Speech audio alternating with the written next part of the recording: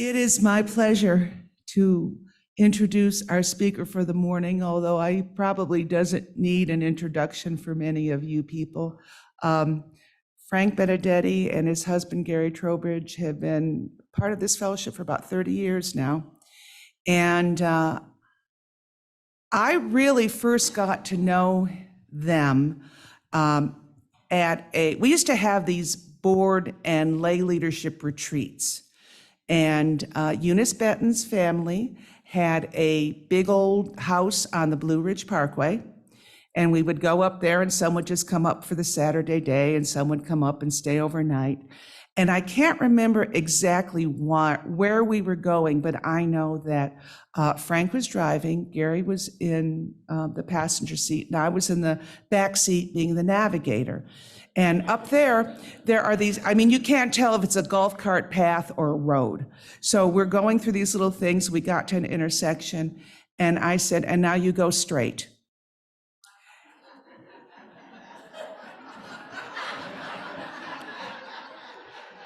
And without batting an eyelash, Gary said, oh no, honey, we go gaily forward. To this day, when I give directions, that's how I phrase it. So won't you please welcome Frank Benedetti. Thank you, dear.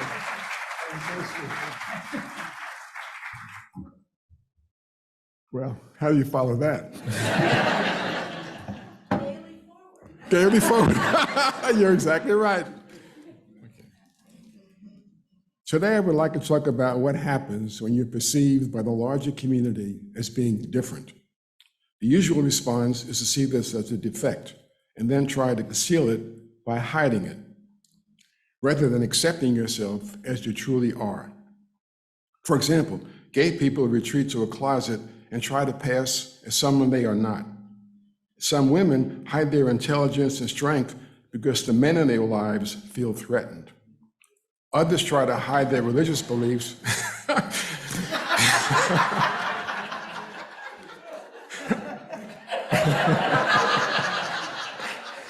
Others try to hide their religious beliefs by evading discussions and not being open about practicing its prayers and rituals. This was a survival tool for many Jewish families in Nazi Germany and can be seen today in countries enduring religious and ethnic warfare. Not long ago in our country, factors like restrictive covenants, denial of admission to schools, hotels, and clubs, and the hindrance of seeking public office caused many to hide their beliefs and faith. There were folks who would deny their racial or ethnic heritage and change their name in order to gain acceptance. Others hid their illnesses and disabilities. Franklin Roosevelt spent 12 years of his presidency hiding his disability. Think about how we could have revolutionized the way disabled people were viewed had he been more open. Darwin kept his theory of evolution secret for 21 years out of fear. In our culture, being different causes many people to spend time and energy trying to hide and pretend to be someone they are not, and they wind up paying a steep emotional price. If they would only be honest, they could create awareness and understanding that eventually could lead to acceptance. Our service today draws upon a fictional character to inspire us to not only accept ourselves and others, but to celebrate our true self. So in honor of a UU tradition of promoting social justice, I hope to challenge you to be open about your beliefs and to see this struggle as your own. You may wonder why I use the word gospel and what's so different about Harry. I see the book as a gospel because it's a tale of love, sacrifice, and redemption. There are deep themes of love, friendship, and forgiveness. It's about embracing differences, overcoming prejudice, and offers valuable lessons of universal truths.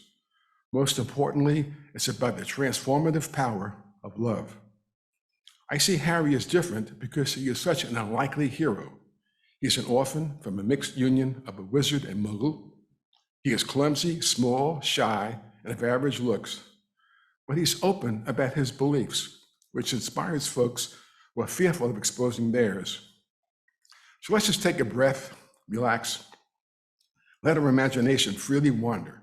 Let's open our minds and our hearts to learn about a young child who is different and is actually able to make a difference in his world.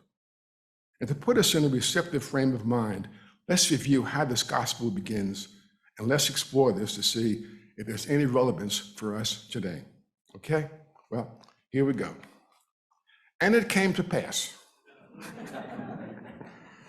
that there was a day that wasn't like any other for those folks living in the English town of Surrey, near Kent. Swarms of owls were seen scurrying over the sky during daylight. Strange-looking people dressed in colorful cloaks were seen exchanging spirited greetings. The night sky was full of shooting stars. What could these strange omens mean? Then, out of the midnight clear sky, carried on a magical chariot, wrapped in swaddling clothes, was a baby with the strange markings of a lightning bolt on his forehead. His descent in front of Fort Privet Drive brought three magical wizards who would come from different directions to be with this special child. They were carrying a recently orphaned child to his only living relatives, his Uncle Vernon and Aunt Petunia. So begins the first Harry Potter book, The Sorcerer's Stone.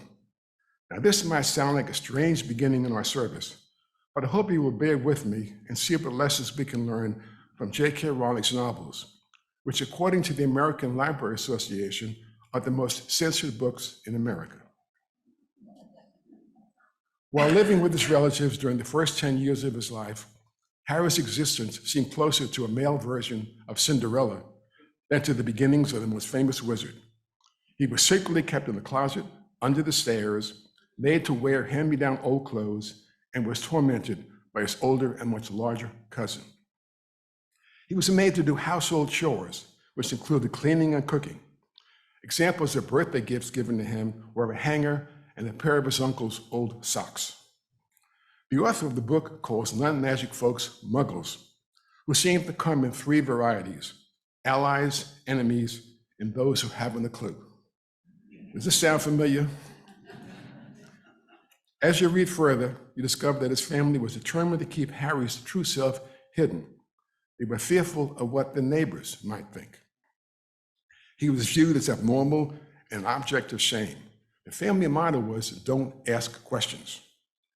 When he was offered a chance to go to Hogwarts, the family panicked and fled to a barren island where he was kept hidden until rescued by the gentle giant Hagrid, who asked him, "Don't you know what you are?" He's then carried off to London to shop for school supplies, and after some adventures, he arrives at the school. Now, this is Harry's coming out from living in a closet under the stairs, where he is forced to deny what he really is, into an environment like our fellowship, full of diverse people who are caring, thoughtful, and understanding. As are we, the major characteristic of Hogwarts was its diversity and acceptance. Its student body was made up of all the ethnic, economic, and racial groups. And the book also emphasizes the value and healing power of friendship. For only when working together can the four friends overcome the obstacles put before them. Think back to our religion. Are we living up to our principles? Do we go out of our way to meet and become friends with those different from us? Do we invite them into our homes for dinner and conversation? Do we defend them when unkind remarks are made against them? And consider the bravery demonstrated by Harry as he faces his fear and risks his life to save others. Are we brave when we look the other way at injustice? Are we brave when we laugh at sexist, racist, or homophobic remarks? Are we brave when we don't speak out, when we don't write letters to our newspaper, our organizations, or the companies who discriminate?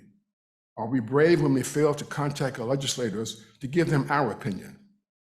Are we brave when we just remain comfortably silent? Specifically, do we speak out against the myths that surround marginalized people? For example, there's a myth that women become lesbians because of a bad experience with men. If this were true, there wouldn't be any straight women left.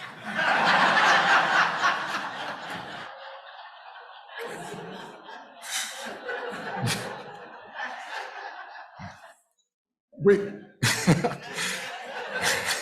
Excuse me. We use have a special connection with the Harry Potter books because the radical right is equally against us. They would ban us as they ban these books from homes, schools, and libraries. Pat Robertson said the books bring heathen, pagan practices to a country. Incredibly, Lou Sheldon of Traditional Values Coalition links them to homosexuality and abortion. And Jerry Falwell calls them godless pursuits. Of course, these reasons compel some of us to want to read them all the more. Finally, what does this all mean to you and to us? Why should we listen to pleas of support in the struggle for equal rights? To me, it comes down to a matter of fairness. How can anyone be equal citizens when there are laws that specifically deny fellow Americans the many benefits most folks take for granted? How can we ask productive citizens to pay taxes into a system of government that doesn't benefit them in the same way it does others? My friends, at school, we learned about life, liberty, and the pursuit of happiness, as well as the principles of equality and justice upon which our country was founded. They're supposed to apply to all citizens. The concept of traditional families, as put forth by the radical right, is not universal. It doesn't exist for many families. Yet these other families are not immoral. Morality is how you live and conduct yourself. Most people do indeed have family values, such as love, respect, and caring. These have to do with values found inside the family, not whether that family's makeup, skin color, or religion conforms to what others think it should be. People sometimes ask me, just what do you people want? Well, we all want to be valued. We all want recognition of our families. We all want the removal of laws that single us out for lesser treatment. We all want the right to live our lives just as others do, openly and honestly. Like other citizens, folks shouldn't live in fear that someone might break down their door to hurt them, nor should they be denied jobs, lose their homes, be refused needed medical care, or have their relations criminalized. Simply to be true to yourselves is not a threat to organized religion. Rather, it's a fulfillment of our promised constitutional rights. And these are not special rights, but those available to all citizens by our Constitution, the very rights identified as the purpose of our government in our Declaration of Independence. No one needs permission to be oneself. This is not within the authority of anyone to give. The beauty of our faith is that it's nourishment of self-respect, dignity, and empowerment. When immersed in the healing power of love, one person can find the courage to be different as well as to make a difference. And this, my friends, is the gospel, the good news found in Harry Potter.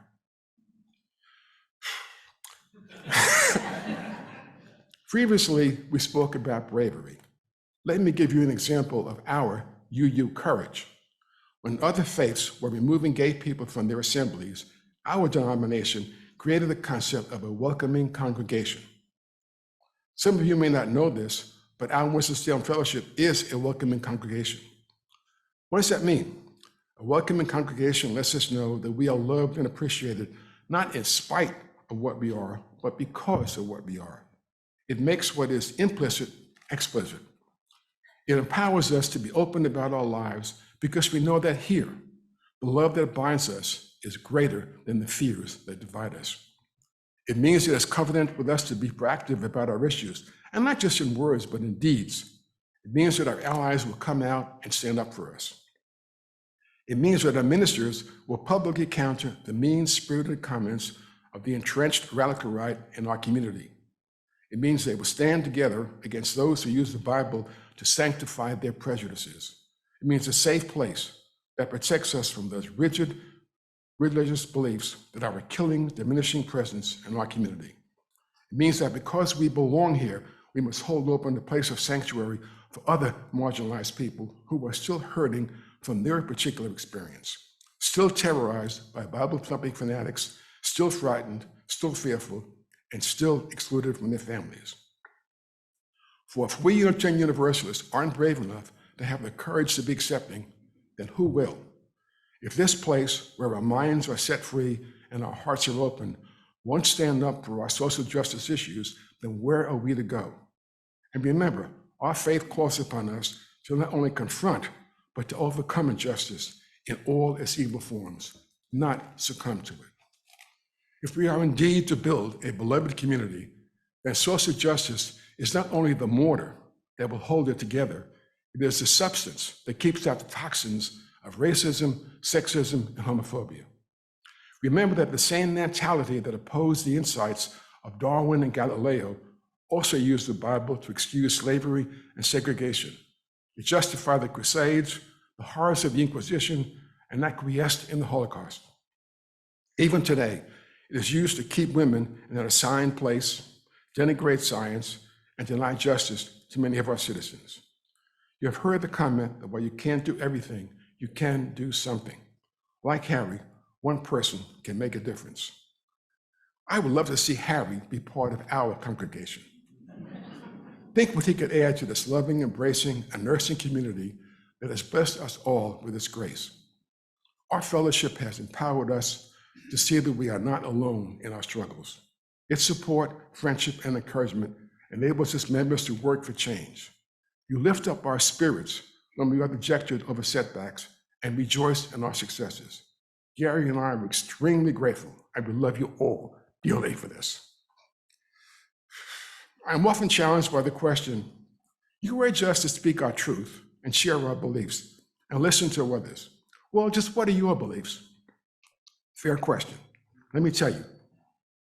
I believe that our denomination is extraordinarily spiritual because we are encouraged to explore all religious faiths. I appreciate that we readily subject our values to examination, that we aren't about controlling who people love, and that we don't endure political clansing battles. I love that we see diversity as something to be cherished, not crushed. We are more concerned with welcoming folks in than worrying about who we should be keeping out. We emphasize social justice and religious freedom. We ordain women and support our gay neighbors. I believe we should not be afraid of the world because we aren't sheep in need of a shepherd. I follow Bishop Spong's premise that rather than be born again, we should just grow up.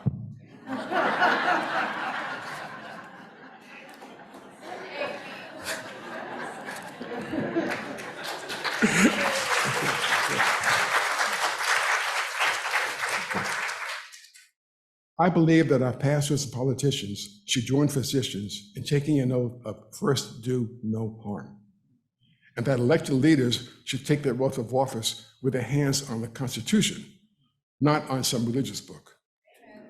I believe that religion's role should be one of nourishment, not torment. It should serve to enrich life, not diminish it. It should bring in joy, not create sorrow. It should heal, not hurt. It should reconcile, not alienate people. I believe we should be skeptical of folks who self-proclaim to own the truth. When people loudly declare themselves to be virtuous, I find they usually are not.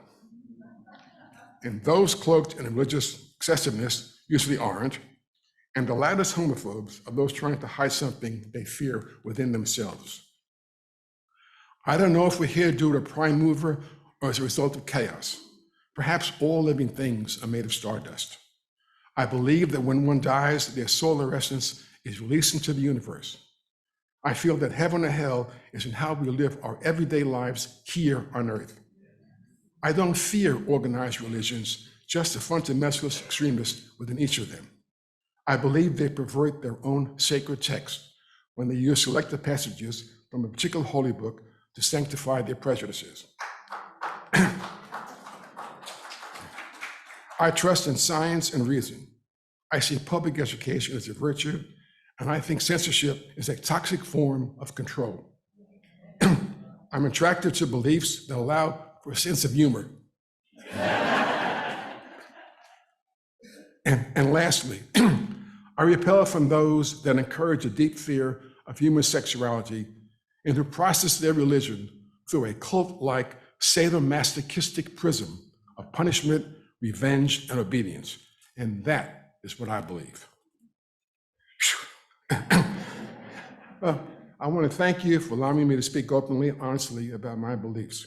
I hope this message of hope and acceptance resonated with you, that you will realize, though, that though each of us is different, we can still come together to make a difference. Please let me end this presentation with these comforting words by a beloved man, Rabbi Harold Kushner. It's called A Prayer for the World. Let the rain come and wash away the ancient grudges, the bitter hatreds held and matured over generations. Let the rain wash away the memory of the hurt, the neglect, and then let the sun come out and fill the sky with rainbows. Let the warmth of the sun heal us wherever we are broken. Let it burn away the fog so that we can see each other clearly, so that we can see beyond labels, beyond accents, beyond gender, beyond skin color. Let the warmth and brightness of the sun melt our selfishness so we can share the joys and feel the sorrows of our neighbors. And let the light of the sun be so strong that we will see all people as our neighbors. Let the earth, nourished by rain, bring forth flowers to surround us with beauty.